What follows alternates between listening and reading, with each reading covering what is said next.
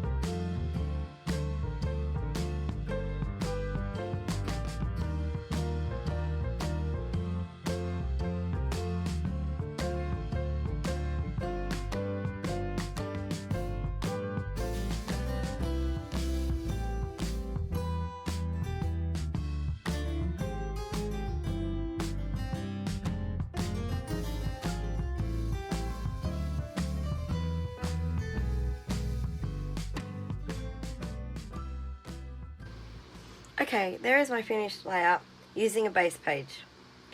Am I happy with it? No, not completely.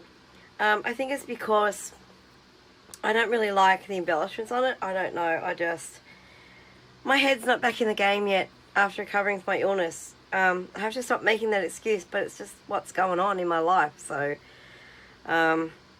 it's not too bad, I guess. I've realised something here is crooked. I don't know what it is. I thought I had it straight, but I think that's crooked. Hopefully people won't notice. I found some white leaves, maple leaves, that I had die cut and embossed in my white box, so I just simply coloured them with a blending brush with terracotta tile and Mango Melody ink. So the first two that I could reach when I grabbed them, and that added a little pop of colour, which I actually quite like.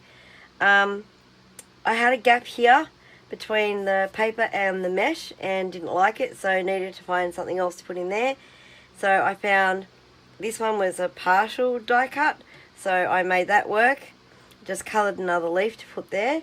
These green ones here were sitting on my desk, left over from something else that I made, so I just cut them apart and made them work.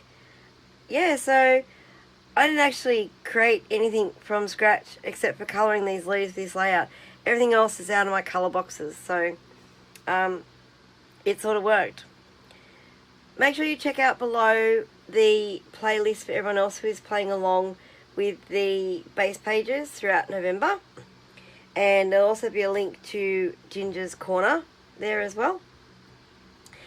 If you've liked this video, please like and subscribe. Hit that notify bell so you know when my next video comes out.